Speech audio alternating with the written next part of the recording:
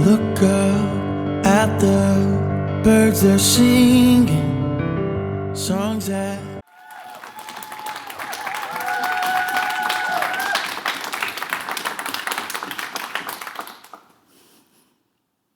Thank you for having me. It's such an honor to be invited this whole year of my birthday that you are celebrating so extensively. I mean, it's the year 2065. I am 100, and honestly, I never thought I will come this far.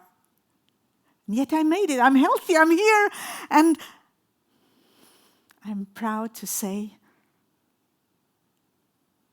my body does not even ache too much. You know what? I never dreamt of becoming 100 because in my younger years, when I was around 60 or something, people tried to make life longer and longer and longer, and I was never very fond of it. I thought, come on, my life, it's better that it's nurtured, inspired, a fulfilled life. That's what I wanted. So I never dreamt of becoming 100. Yet here I am. But I had another dream.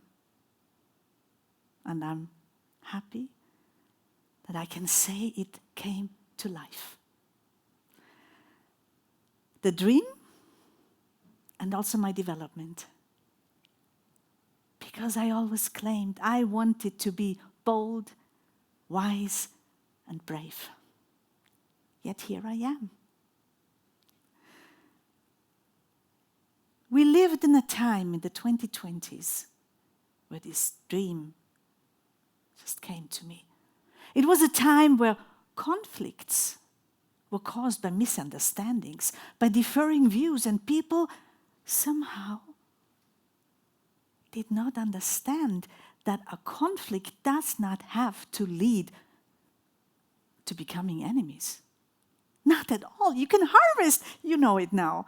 And it's very strange to say this now because we are celebrating in a time where this has become normal. We can harvest from differing views. The young people don't even understand when I tell them that it was not so easy in that time to bring new ideas to life. And you are so kind to celebrate me. I feel, you're celebrating the wrong person because this could come to life only because we did it together. Yet, keep on celebrating. You deserve that. And honestly, I enjoy it too. But I will go to my room today earlier. Please forgive. What I want to do is have a time to reflect, gaze at the stars, and simply be grateful. It is special. Before I leave, let me share one story. Because of the young people, you don't know how it felt then. And my granddaughter Anna, she keeps questioning me. Like seriously.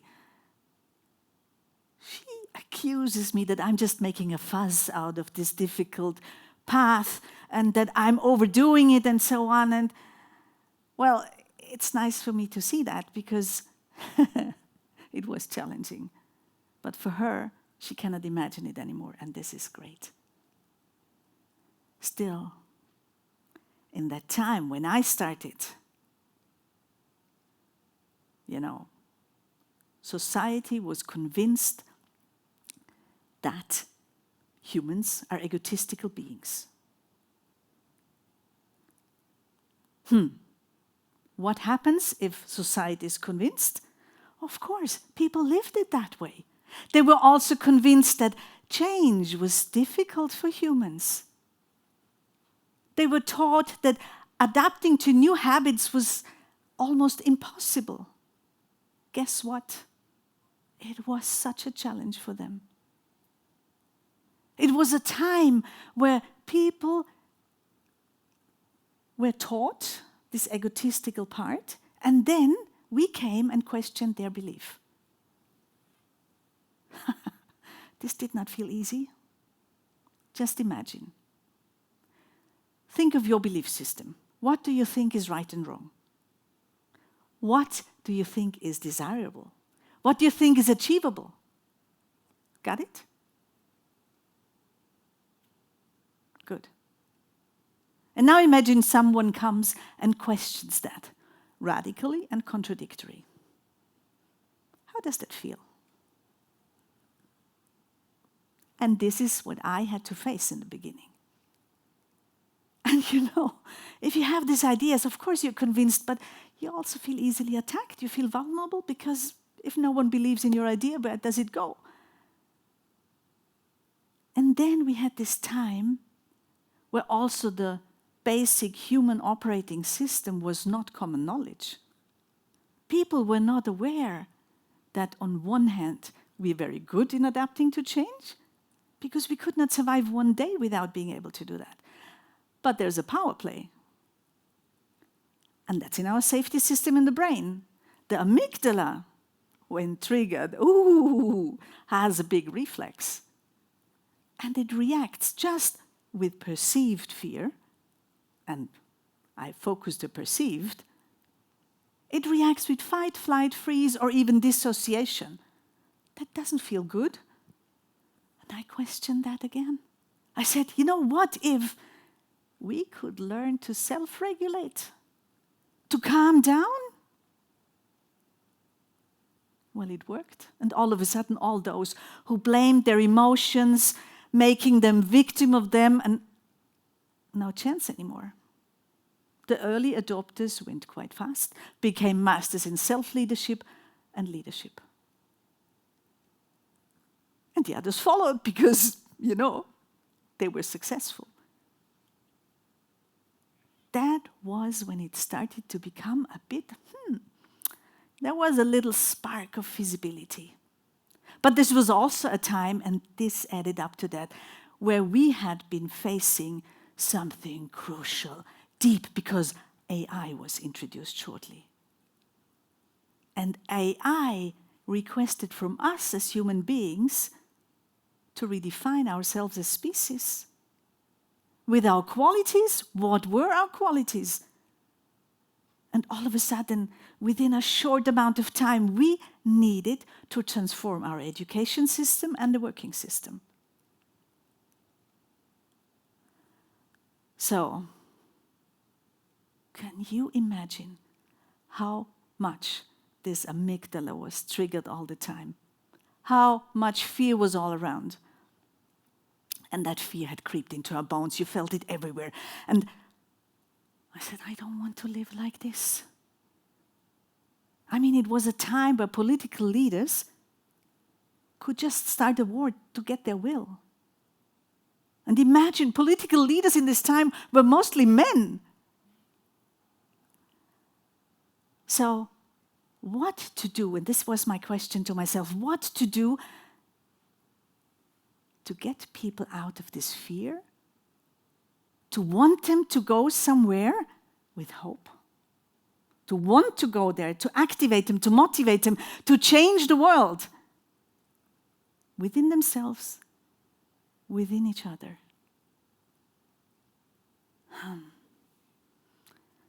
And then I had my epiphany, because I remembered that with performing arts, telling stories, inventing something you want to thrive to, that could maybe trigger this wonderful glimmer of hope, confidence, courage. And confidence could become what we call then future skills.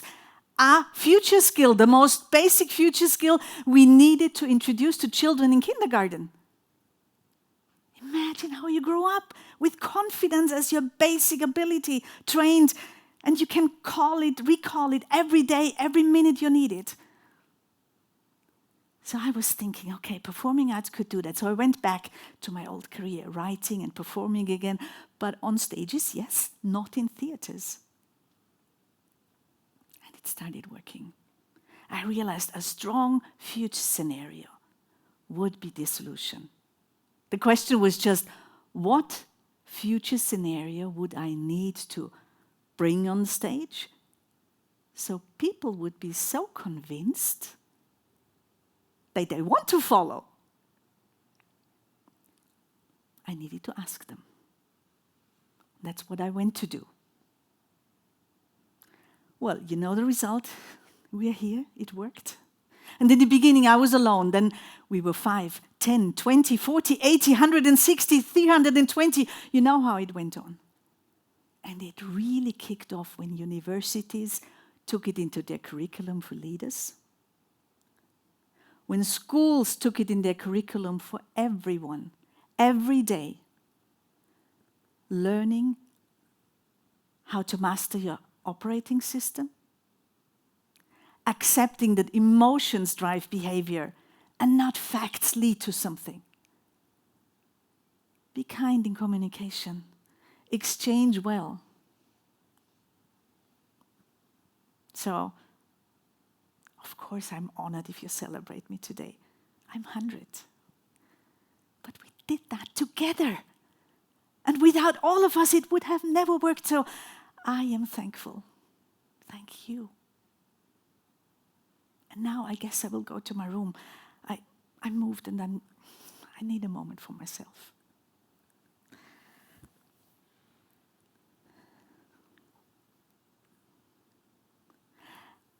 And now we have November 19th, 2025. How do you feel with Grandma's story? Does it activate you? Can you imagine that you have something that we maybe do it together? That we really have this impact on our world working together well. High performance. Are you aware that high performance teams only can happen if a team works together well? And they can work together well by establishing good communication and thus creating emotional safety. That's the only way to becoming a high-performance team. And that's the same result in work and in sports. So come on, why don't we do that? I believe in it. Do you want to know how you can train for it? Okay. You feel what is present. You feel the presence. You feel the emotions that come with it. Listen to yourself, listen to everything with empathy. Think the thoughts that come out of that. Open up new perspectives, yes. Communicate well about it. Across bubbles, across generations. Be open with it, with all your wisdom, with everything you want to share. And then take the first steps. You need to bring it to life. Tangible, shareable, real. And you know why I'm so convinced that this can work? Because I was lucky. I have been experiencing this for 20 years already, that people can do that. In leadership trainings, working with C-level managers, whenever they started to share their personal story, all of a sudden people were activated. They loved it, the team loved it, and high performance just kicked off. And I started to realizing what's going on between humans, also on cruise ships. I was the artistic director. You know, whenever I came on board, honestly, behind the scenes, we had trouble. I was there to troubleshoot. What I was always doing also was I was emceeing evenings.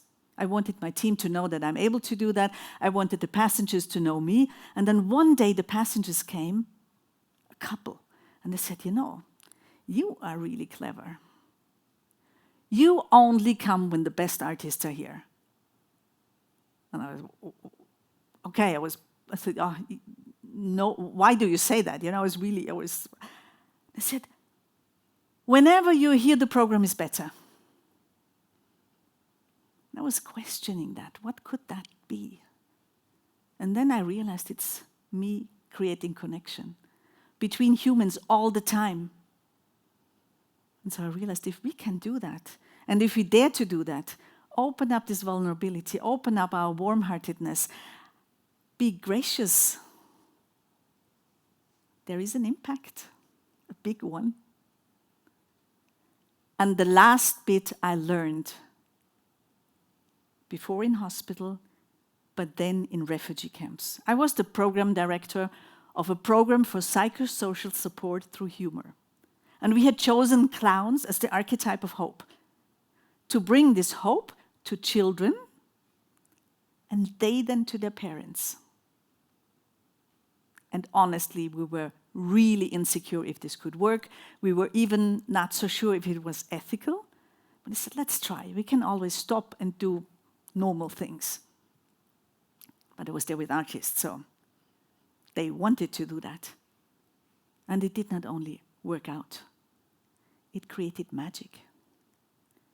Not as an illusion, but as lived confidence, hope, creativity.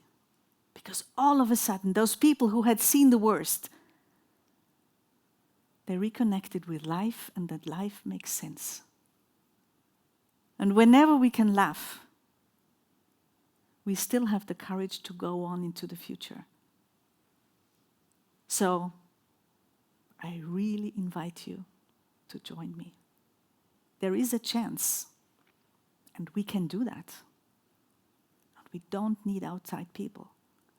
We can just feel good with each other, honest and deep. And this will make us bold enough to turn fear into courage, wise enough to turn hesitation into confidence, and brave enough to turn mere performance into kind and purposeful action. So what about we take on the habit of bold, conscious, and emotionally anchored visions? Because we can change the world. Bold, wise, and brave.